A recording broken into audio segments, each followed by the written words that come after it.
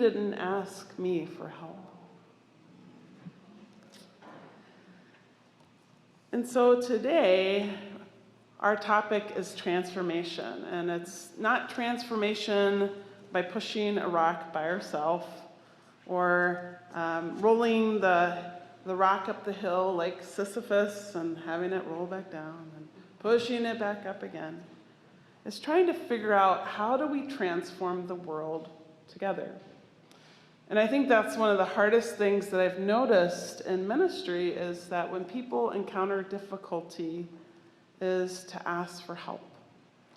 Sometimes we don't want to be in any trouble. Sometimes it is really hard to admit that we need support. Sometimes it feels like we might be less than, that we should be able to accomplish this on our own. And here in the West, in America, we are the cowboy nation, taught like Marlboro Man and the Lone Ranger, that we can just pull it up by our bootstraps and make it so. If we're strong enough, if we're tough enough, and by God, we're going to do it on our own. Well, that sometimes works, but it can be lonely, and we don't get as much done. And sometimes it doesn't work at all. We can't move that stone. We can't change the world all by our lonesome. So I was thinking about this topic and what a huge topic it is, because we often feel overwhelmed by what's happening in the world. And how do we make a difference? How do we show up? And do we make a difference? And I was watching People Today and thinking about the small ways in which people make a difference. So like when the little folks are making noise or having fun, instead of saying shh, shh, shh, everybody's like, oh, look, and everybody's faces were open, like how great it is to have these little folks with us, and what a joy they are to our community. Or when someone new comes in the building, and instead of saying, who are you? Why are you here? It's like, welcome. We're so glad you're here. Here's a name tag so we can know your name. And by the way, these are the 1,000 ways in which we welcome in our super long board welcome. Just so you know that you are welcome here. No mistake. And I think about last Sunday when we had the children doing the offering, and they were running up, they were all over the place having a good time, and everybody was like, this is awesome. This is, chaos and wonderful, because they felt like they had a voice and power in the church. And I remember little JC was coming up here and saying, I like you guys. I'm so happy I'm here because you are nice. Isn't that great that, I know when I was little, I wasn't allowed to come up to the microphone. And it's not that my church didn't love me, but there were rules. There were rules. And what I think is so important about changing the world is changing how we think about who has power and why, who has agency and why, who has value and why. And our children mean so much to us. All of you mean so much to us. And to know that, and to know that you can come up and light a chalice and to be heard. And I have raised my children here. I have trusted you with my most precious, beautiful children. And I did my last parent-teacher conference on Thursday. That was hard. But you guys helped me raise these beautiful, smart, wonderful people who have gone through so many changes. And then Aaron came up here, and you didn't know it, but he hasn't been able to come to church because it's hard. The noise, he's got anxiety. He got up here and he knew that you loved him. And he shared about the people that have changed his life, about Virginia and Carol and Bob and Andy and Ken Adler. And I am so grateful to all of you. And I know like Jim Phillips and Kristen Gustafson and so many other teachers, Deb Labonte, have been my children's teachers. And what a difference that makes.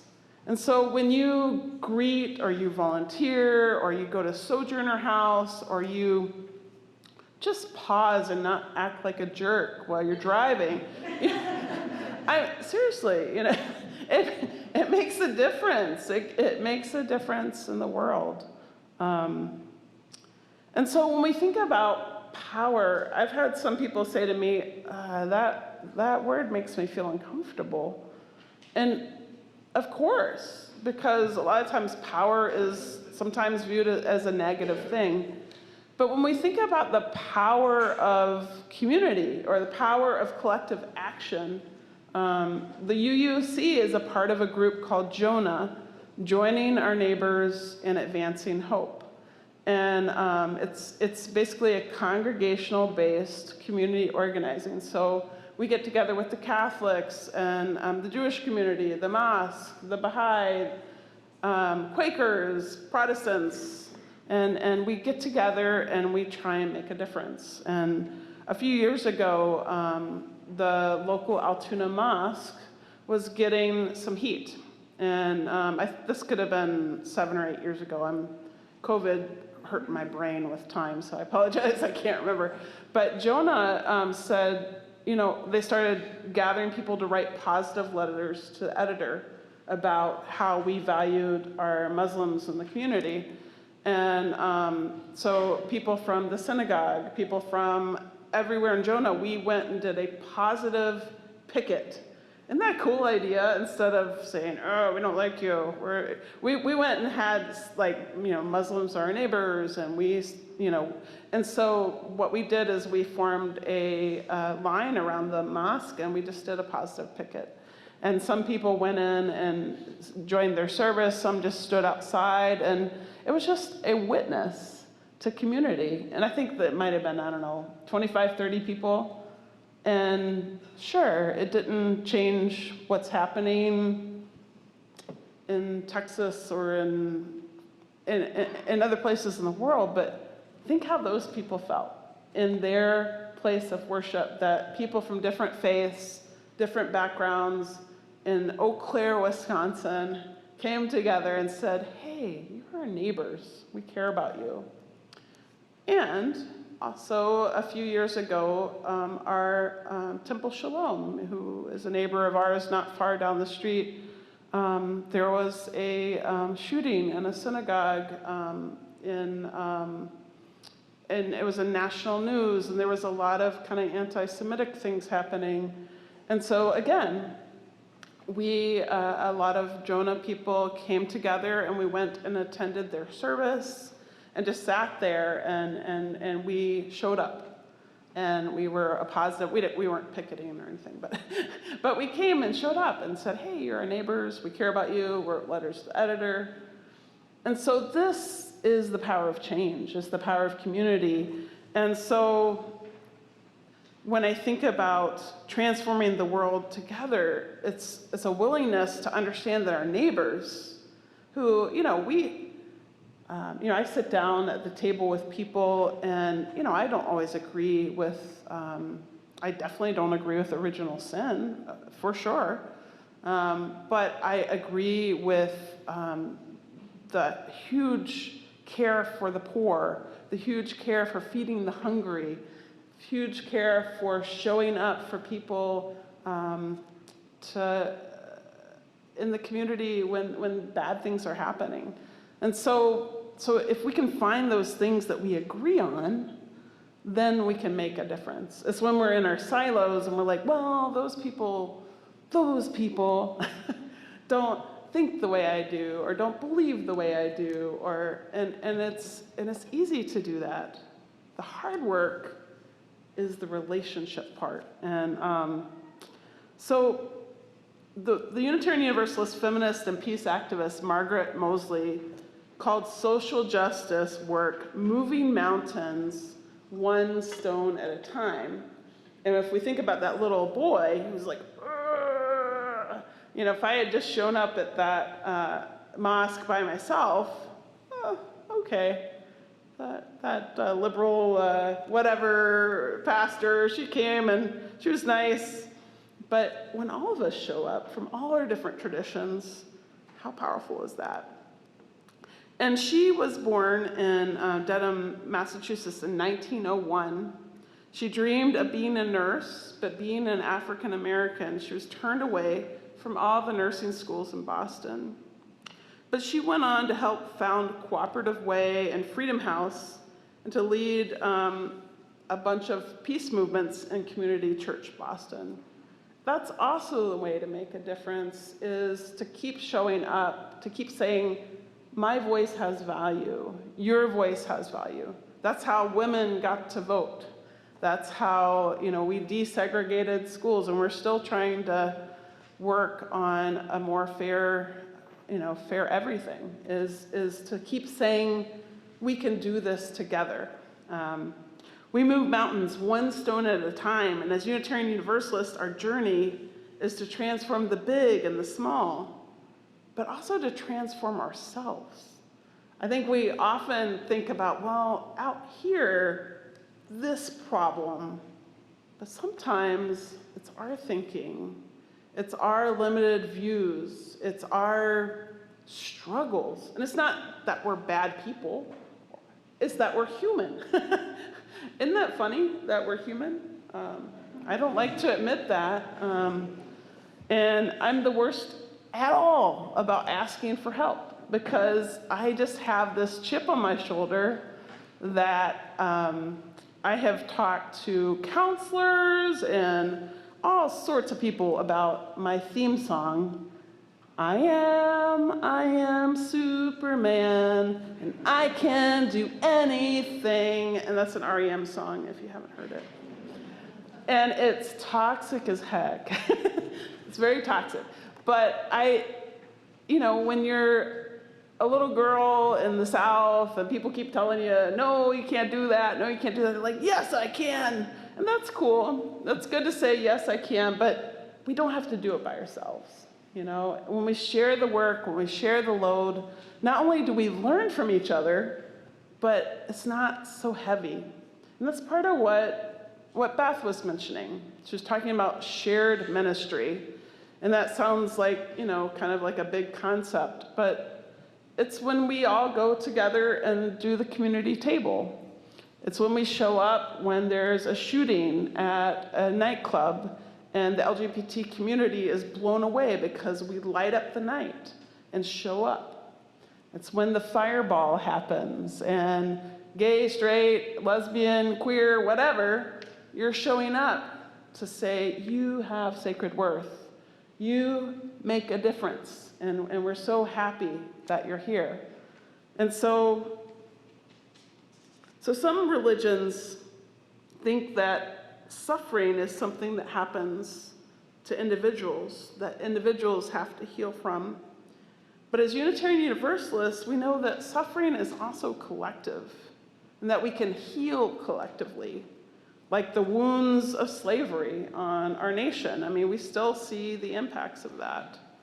Or on things that have happened years and years ago, and we keep doing the work of showing up. Our Unitarian Universalist ancestors like Margaret Moseley remind us that we are not alone, that we come from a long legacy of healing and repair. We all do better when we all do better. So one of the essential points that I think we understand as a human is that we are connected to life. Like, I don't know about you, but I spend a lot of time doing this. And I spend a lot of time in front of my screens or in my car or in my air-conditioned or heated house. And when I go outside, I'm like, what is this wild and woolly place? I don't know. I've started doing the aurora hunting, which I've talked to some of you about. And so I went out late at night. It was 11 p.m. And I went out to a park by myself to see if I could find the stars and the aurora. And it was by a lake, and I heard some wolves, probably coyotes, but I heard a, ow, oh, and I swear I might have heard something rustle. And I stood outside my car and I'm like, am I okay? This is a big sky. It's cold outside. Am I gonna be warm? I mean, it's all these like ridiculous things. If I'm walking in the woods with a friend, I'm fine. But if you're alone outside, I don't know. Some of us are braver than others. I'm not. And when I was a little girl, I used to run through the woods. I would jump over water moccasins, and I had dog, and I would come home covered in mud. What happened to me? What happened to me? I have become civilized. That's not fun, nor is it true. Well, civilized, probably, maybe, but we all are life. We're all animals. We're all mammals. We're all connected to life, and yet we create a culture where we can watch trees being cut down and think, that is separate from me. I am me, and those are trees. No, it's not separate. And I think that is something fundamental that will save this planet, that will save the soul of life, that will save our humanity, is when we feel on a soul level, on a cell level, how connected we are with one another. And so when I am getting angry with someone about their political view or whatever they did, I still have to remember they're a human, that they have possibly children that they have diapered and stayed up all night with, that they might have a dying friend that they just wept with before they came to be near me and made me angry.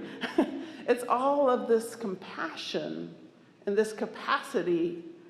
So when I was trying to find, how is it that we can think about that we can do this together, I think it's that.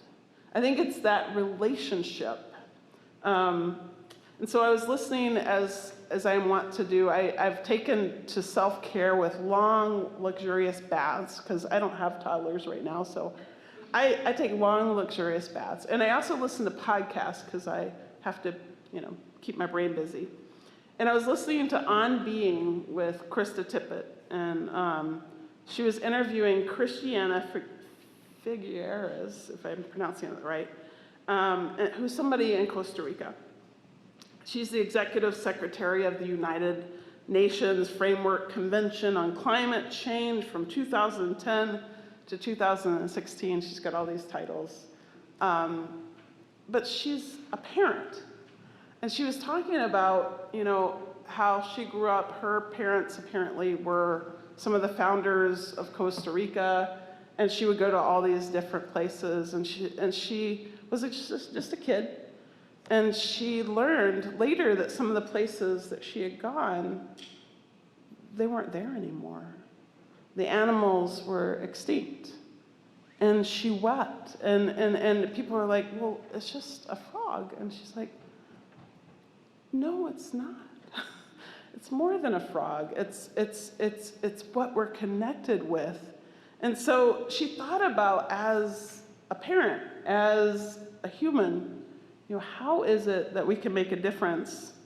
And so this is some of what she said. She said, I honestly think, Krista, that without diminishing the task of climate change to which I've devoted my professional life, without diminishing that, and without diminishing the complexities of energy transition and all of that, but if you look at it a little farther back, my sense is that climate change is the gym in which we as beings are strengthening our muscle to be able to evolve to a higher awareness, a conscientiousness, an action.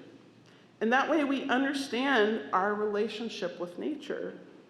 Once we get to the point that we really understand that we are not extracting from nature, which is what we used to do, or even living with nature, which is what most of us are trying to do now, we have to get to the point that we are living as nature, because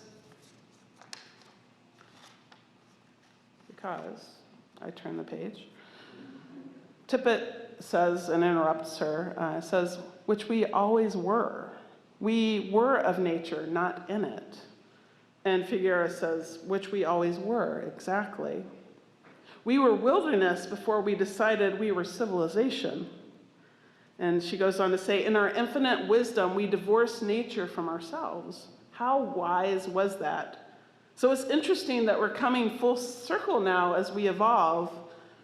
No, it's not a circle, it's a spiral, because we're coming around to be again, to be part of nature as we always were, but from a higher understanding, which was not lost, by the way. Most of the indigenous and early cultures in the world understood that consciousness has existed, but it wasn't. It has existed. And so when we think about that connection that, when we're outside, we're not just experiencing the world, we are part of the world. We are part of each other.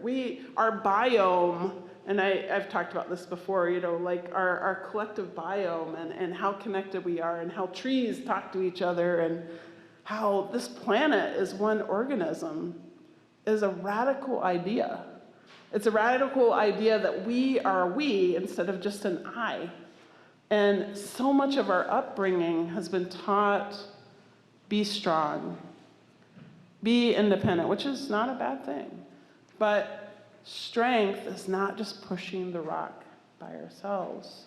Strength is understanding that when you do that small action of planting pollinators in your garden, or planting native plants, or just showing up for people in kind ways, you are tipping the balance. And so when we feel concerned about weather and the fact that we have flowers blooming outside of our church on the first Sunday in March, we can know that there are ways in which we can be a part of this planet.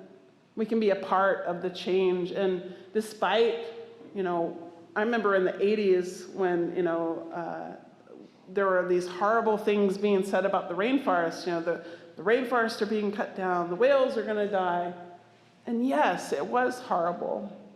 But what made me feel powerful was when I could adopt a cute little whale. And I had a whale certificate on my wall. And that sounds really stupid. But I had my own whale. And that was my whale. And I had my own trees that I planted in the backyard that I wouldn't let my stepdad mow over, because the National Arbor Day gave me some trees. And the woods behind my house were my playground. I was covered in mud, guys. I want to do it again. and I think that's part of it is we live in such a heartbreakingly beautiful world. And we get so caught up with the pain and the statistics, and we should know what's happening. But it's beautiful out there. There is so much to experience, people and planet and wind and little flowers coming up in our garden and babies. So when you think about transforming the world, I hope it doesn't feel just like a burden. Just like you listen to the news and just want to go crawl into your bed again and just say, I give up. I give up. That African American woman in 1901 was not allowed to be a nurse. She was a woman, she was black, she lived in Massachusetts, and she just kept showing up.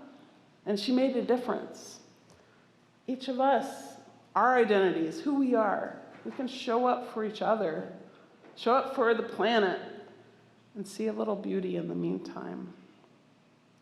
And so when we say that we all are one, we are. We're one big family of life, and how we treat the web is how we treat ourselves. And so I don't know about you guys today, but I'm going to go for a walk in the beautiful woods in Sherman Creek. I'm going to go and see if my little flowers are going to be okay. Hopefully they're coming up slowly, because who knows what the weather's going to be. But there is life. There is laughter. And thank you for being this church, for the people that are here and the people that will be here tomorrow. Amen.